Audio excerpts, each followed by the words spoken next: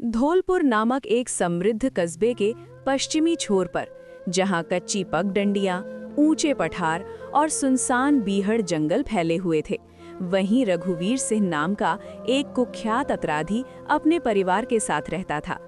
उसका आतंक इतना फैला हुआ था कि काला पहाड़ की घाटी से गुजरने वाले लोग उसका नाम सुनते ही रास्ता बदल लेते थे।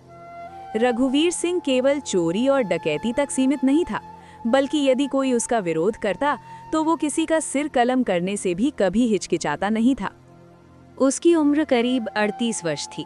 कद लंबा, कंधे चौड़े और आंखों में हमेशा एक कठोर और निर्दयी भाव झलकता रहता था। एक शाम वो अपने आंगन में चारपाई पर गहरी नींद में सोया हुआ था। दिन भर की थकान उसके चेहरे पर साफ दिखाई दे रही थी।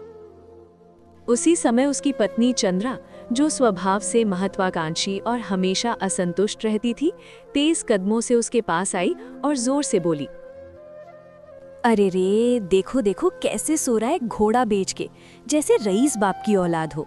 घर में एक पैसा नहीं है और तुम्हें चैन की नींद आ रही है।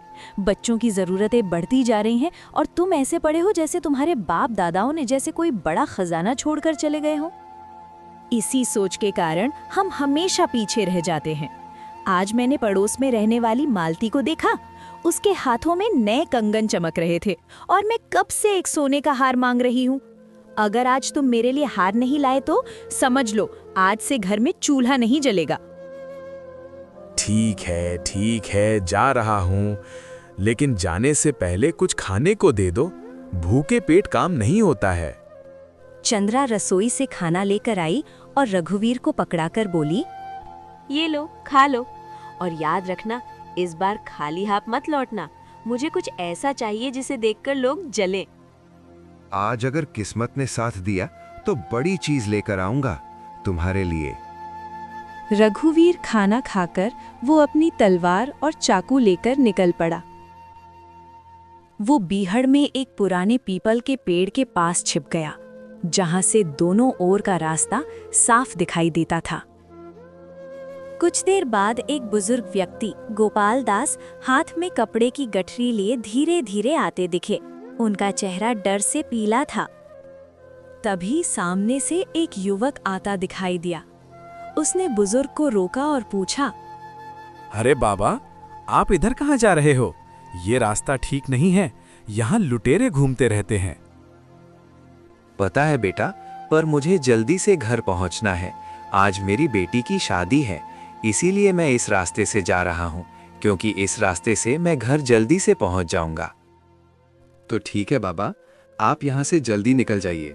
मैंने सुना है कि रघुवीर सिंह यहीं आसपास रहता है। बुजुर्ग ने भगवान का नाम लिया और आगे बढ़ गए। रघुवीर सिंह झाड़ियों से सब देख रहा था। जैसे ही गोपाल दास थोड़ी दूर आगे बढ़ा ही था कि रघुवीर सिंह अचानक सामने आ गया। रुक जाओ बूढ़े, इतनी जल्दी जल्दी कहाँ जा रहे हो? जरा मुझे भी आपकी खातिरदारी करने दीजिए। जो कुछ है तुम्हारे पास वो फटाफट निकाल दो, वरना मैं तुझे मार दूंगा। नहीं बेटा, मेरे पास कुछ भी नहीं है, मुझे जाने दो। आज मेरी बेटी की शादी है, मुझे घर जल्दी से पहुंचना है। झूठ मत बोलो बूढ़े, क्या तुम मुझे पागल समझ रहे हो? मेरा नाम रघुवीर सिंह है, क्या तुम जानते नहीं हो मेरे बारे में?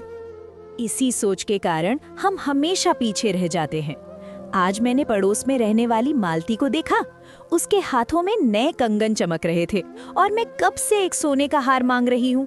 अगर आज तुम मेरे लिए हार नहीं लाए तो समझ लो आज से घर में चूल्हा नहीं जलेगा। ठीक है, जा रहा हूँ, लेकिन जाने से पहले कुछ खाने को दे दो। भूखे पेट काम नहीं होता है। चंद्रा रसोई से खाना लेकर आई और रघुवीर को पकड़ाकर बोली, ये लो, खा लो, और याद रखना इस बार खाली हाथ मत लौटना। मुझे कुछ ऐसा चाहिए जिसे देखकर लोग जलें। आज अगर किस्मत ने साथ दिया तो बड़ी चीज लेकर आऊंगा तुम्हारे लिए। रघुवीर खाना खाकर वो अपनी तलवार और चाकू लेकर निकल पड़ा। वो बीहड़ में एक पुराने पीपल के पेड़ के पास छिप गया, जहां से दोनों ओर का रास्ता साफ दिखाई देता था। कुछ देर बाद एक बुजुर्ग व्यक्ति गोपाल दास हाथ में कपड़े की गठरी लिए धीरे धीरे आते दिखे। उनका चेहरा डर से पीला था। तभी सामने से एक युवक आता दिखाई दिया। उसने बुजुर्ग को रोका और पूछा, अरे बाबा, आप इधर कहाँ जा रहे हो? ये रास्ता ठीक नहीं है, यहाँ लुटेरे घूमते रहते हैं। पता है बेटा, पर मुझे जल्दी से घर पहुंचना है।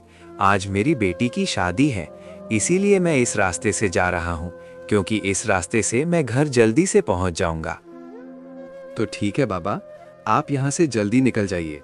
मैंने सुना है कि रघुवीर सिंह यहीं आसपास रहता है। बुजुर्ग ने भगवान का नाम लिया और आगे बढ़ गए। रघुवीर सिंह झाड़ियों से सब देख रहा था। जैसे ही गोपाल दास थोड़ी दूर आगे बढ़ा ही था कि रघुवीर सिंह अचानक सामने आ गया। रुक जाओ बूढ़े, इतनी जल्दी जल्दी कहाँ जा रहे हो? जरा मुझे भी आपकी खातिरदारी करने दीजिए। जो कुछ है तुम्हारे पास वो फटाफट निकाल दो, वरना मैं तुझे मार दूंगा। नहीं नहीं बेटा, मेरे पास कुछ भी नहीं है, मुझे जाने दो। आज मेरी बेटी की शादी है, मुझे घर जल्दी से पहुंचना है। झूठ मत बोलो बूढ़े, क्या तुम मुझे पागल समझ रहे हो? मेरा नाम रघुवीर सिंह है, क्या तुम जानते नहीं हो मेरे बारे में? रघुवीर सिंह ने उस बूढ़े आदमी से गहनों और शादी के लाल जोड़े की गठरी को छीन ली और वहां से चला गया। जब वो घर पहुंचा तो देखा कि उसके पिताजी शिवनारायण जी सामने चारपाई पर बैठे हुए थे। तो उसने शिवनारायण जी को सारी बात बता दी। पिताजी देखो, मैं आज बड़ा खजाना लूट कर लाया आया हूँ। इसमें शादी का जोड़ा, हार और बहुत सारे गहने हैं। क्या क्या कहा तूने? शादी का जोड़ा और गहने? बेवकूफ, आज तूने एक बेटी की खुशी लूटी है। ये कोई खजाना नहीं है, तूने बहुत बड़ा पाप किया है। क्या मैंने पाप किया? नहीं पिताजी, मैंने कोई पाप नहीं किया है। और हाँ, आप मुझे उपदेश मत दीजिए। आपने ही मुझे बचपन में सिखाया था कि इस दुनिया में डर से नहीं, ताकत से जीना पड़ता है। मैंने गलती की थी, उस गलती का फल मैं आज भुगत रहा हूं। रघुवीर ने बात को अनसुनी की और वहां से चुपचाप निकल गया। अब रघुवीर का घर अच्छे से चलने लगा, लेकिन ज्यादा दिनों तक नहीं चला और पैसा खत्म होने लगे। ए जी, सुनते हो? अब आपको वापस निकलना पड़ेगा। बहुत दिन हो गए हैं, सारे पैसे खत्म हो गए हैं। इस बार तुम इससे से भी बड़ा खजाना लेकर आना, ताकि 2-3 साल तक आराम से चल सके। जैसे ही शाम हुई, रघुवीर फिर से जंगल की ओर निकल पड़ा। रघुवीर इस बार बच्चों के लिए मिठाई और कपड़े भी ले आया। बच्चे मिठाई और कपड़े को देखकर बहुत खुश हुए। रघुवीर सिंह अगली शाम को वापस जंगल की ओर निकलने वाला था, लेकिन उसे खबर मिली कि मुख्य रास्ते पर कड़ा पहरा है, तो उसने उस रास्ते न जाकर पहाड़ी पगडंडी चुनी।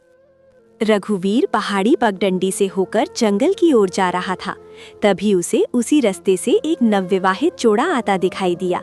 दोनों बहुत घबराए हुए थे। जैसे ही विवाहित जोड़ा सुमित और काव्या थोड़ी नजदीक आए, अचानक से रघुवीर सामने आ गया।